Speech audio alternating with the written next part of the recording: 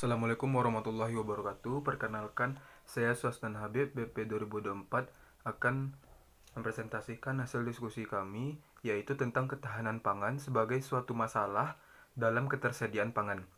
Sebelum itu, saya perkenalkan diri terlebih dahulu. Saya Swastan Habib, BP 2024 sebagai moderator yang akan memandu jalannya diskusi pada hari ini. Dan rekan saya, Habibullah Husni Nasution, BP 3002, Hanifah Hafizah, BP 1008, Rahmatunisa BP 1034, Fri Ayu Lakti 3026. Langsung saja kita masuk pada materi pertama, yaitu ketahanan pangan dan masalah pertanian di pedesaan. Ketahanan pangan adalah ketersediaan pangan dan ke, dan kele, dan suatu Baiklah, langsung saja kita masuk pada materi yang pertama, yaitu ketahanan pangan dan masalah pertanian di pedesaan. Ketahanan pangan adalah ketersediaan pangan dan kemampuan masyarakat untuk mengaksesnya. Ada 3 komponen utama ketahanan pangan, yaitu 1. Ketersediaan pangan. Ketersediaan pangan adalah kemampuan memiliki sejumlah pangan yang cukup untuk kebutuhan dasar berhubungan dengan suplai pangan melalui produksi, distribusi, dan pertukaran pangan itu sendiri dari industri ke masyarakat, terutama kepada masyarakat kota maupun masyarakat pedesaan. 2. Akses pangan. Akses pangan mengacu pada kemampuan membeli dan besarnya alokasi bahan pangan juga faktor individu dan rumah tangga.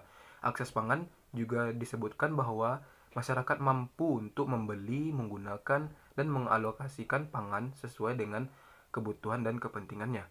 Ketiga, pemanfaatan pangan. Pemanfaatan pangan adalah kemampuan dalam memanfaatkan bahan pangan dengan benar dan tepat secara profesional sehingga pangan dapat dimanfaatkan dengan sebaik mungkin dan tidak mubazir atau membuang-buang sumber daya alam. Yang selanjutnya yaitu adalah masalah pertanian di pedesaan. Adapun masalah pertanian yang terjadi di pedesaan antara lain: 1. Alih fungsi lahan terjadi besar-besaran. Lahan mulai beralih fungsi yang sebelumnya menjadi perkebunan atau pertanian berubah menjadi lahan industri. Yang kedua, generasi muda yang tidak lagi tertarik menjadi petani dan lebih memilih jalan hidup yang menjanjikan seperti perkantoran. Ini terjadi karena adanya taraf pendidikan yang meningkat di pedesaan sehingga membuat masyarakat ingin pindah ke kota mendapatkan kehidupan dan fasilitas yang lebih layak.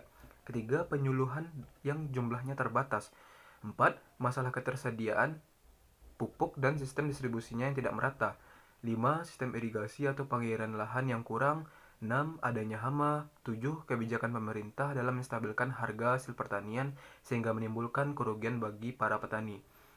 Nah, itulah hal-hal yang menyebabkan rusaknya masalah ketahanan pangan atau pertanian di pedesaan terutama di Indonesia. Baiklah, materi selanjutnya akan disampaikan oleh teman saya. Terima kasih. Baiklah, saya Hanifah Hafizah, BP 1910811008 akan menyampaikan materi tentang pola konsumsi. Pola konsumsi merupakan susunan jenis dan jumlah makanan yang dikonsumsi oleh seseorang atau sekelompok orang pada waktu tertentu. Pola konsumsi juga dapat diartikan sebagai informasi yang memberikan gambaran mengenai macam dan jumlah bahan yang dimakan tiap hari oleh seseorang atau kelompok masyarakat tertentu. Faktor-faktor yang mempengaruhi pola konsumsi yaitu yang pertama, faktor pengetahuan. Faktor pengetahuan memegang peranan penting dalam pola konsumsi masyarakat. Jika tingkat pengetahuan gizi seseorang tinggi, maka akan semakin baik pula dalam memilih bahan makanan yang akan dikonsumsi. Yang kedua, ketersediaan pangan. Ketersediaan pangan adalah kondisi tersedianya pangan yang mencakup makanan dan minuman yang berasal dari tumbuhan atau tanaman, ternak, dan yang lainnya bagi penduduk di suatu wilayah tertentu. Bila produksi pertanian di suatu wilayah rendah dapat menyebabkan pendapatan seseorang petani berkurang, kemiskinan, dan kurangnya pangan yang tersedia untuk dimakan, sehingga hal ini dapat menyebabkan timbulnya kelaparan dan kurang gizi. Yang ketiga, faktor sosial ekonomi. Keadaan ekonomi dalam keluarga sangat mempengaruhi pola konsumsi. Contohnya, penduduk yang tingkat ekonominya rendah maka akan berpengaruh terhadap status gizi karena tidak cukupnya pendapatan untuk memperoleh bahan makanan yang berkualitas. Yang keempat, faktor sosial budaya. Faktor sosial budaya masyarakat berpengaruh terhadap sikap pemilihan bahan makanan yang akan dikonsumsi.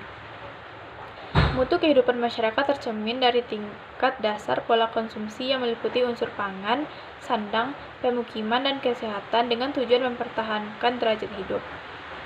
Pola konsumsi masyarakat ditentukan oleh tingkat pendapatan. Semakin tinggi pendapatan masyarakat, maka akan semakin baik pula pola konsumsinya. Hal ini dikarenakan masyarakat mempunyai kemampuan untuk memenuhi kebutuhan konsumsinya. Akan tetapi, pendapatan yang tinggi juga dapat menyebabkan tingginya pola konsumsi masyarakat. Oleh karena itu, masyarakat harus menyeimbangkan antara besarnya tingkat pendapatan dengan konsumsi yang dikeluarkan, sehingga tidak terjadinya ketidakmampuan konsumsi nantinya. Sekian, terima kasih. Assalamualaikum warahmatullahi wabarakatuh. Perkenalkan, nama saya Rahmatun Nisa, BP 1910811034. Di sini saya akan menjelaskan tentang nilai makanan pokok bagi masyarakat dan defisit beras. Budaya konsumsi sendiri, terutama kebutuhan pangan, masih saja berupaya untuk memenuhi kebutuhannya sehari-hari. Pengertian pangan sendiri sering dibatasi pada sumber karbohidrat, yaitu beras. Hal ini perlu diluruskan karena makanan pokok tidak hanya pada beras saja, tetapi juga pada umbi-umbian. Apabila negara tidak menyediakan cukup beras, maka masyarakat akan merasa kekurangan pangan. Masyarakat yang menilai beras sebagai satu-satunya makanan pokok dapat menggambarkan defisit beras. Nah, defisit beras itu apa? Defisit beras itu, defisit beras terjadi lantaran ketersediaan beras dari suatu daerah masih berada di bawah kebutuhan, belum tersalur pasokan dari daerah surplus, atau bisa diartikan apabila ketersediaan beras lebih kecil dari kebutuhan konsumsi beras, maka akan menimbulkan defisit beras. Sekian, terima kasih. Baiklah, Assalamualaikum warahmatullahi wabarakatuh. Saya, Sosnan Nabi BP 2024 akan melanjutkan materi terakhir, yaitu hubungan defisit beras dengan masyarakat desa. Yaitu jika terjadi defisit beras, maka hal ini akan disebabkan oleh berbagai hal, di antaranya: 1. Pertumbuhan penduduk desa. Pertumbuhan penduduk desa membuat kebutuhan untuk lahan permukiman menjadi meningkat, sehingga lahan pertanian atau yang semulanya sawah berubah menjadi perumahan-perumahan yang akan ditempati oleh masyarakat desa. Akibatnya, lahan pertanian yang semakin sempit kemudian akan menyebabkan penurunan produksi beras dan akan menyebabkan defisit beras. Yang kedua yaitu beralih fungsinya lahan pertanian menjadi lahan industri. Hal ini disebabkan karena banyak lahan pertanian yang tidak digarap atau lahan yang menganggur, kemudian dibeli oleh investor-investor dari kota atau luar negeri yang ingin mendirikan pabrik industri mereka, seperti industri kelapa sawit. Sawah atau lahan pertanian semakin sedikit dan juga seringkali tercemar oleh polusi industri yang disebabkan oleh industri-industri investor tadi, seperti kelapa sawit tadi. Yang ketiga yaitu ada cara tradisional yang masih digunakan oleh masyarakat desa untuk bertani. Hal ini juga disebabkan karena mahalnya teknologi modern dan harga teknologi tersebut tidak sebanding dengan pendapatan yang mereka miliki. Cara tradisional membutuhkan waktu yang lama dalam melakukan produksi. Berbeda dengan teknologi modern saat ini yang memberikan kemudahan dan kecepatan untuk melakukan berbagai pekerjaan termasuk dalam bidang pertanian. Yang keempat, semakin berkurangnya para pekerja atau buruh tani, disebabkan karena banyak penerus atau anak muda dari desa pergi ke kota untuk mendapatkan pendidikan atau pekerjaan yang lebih layak.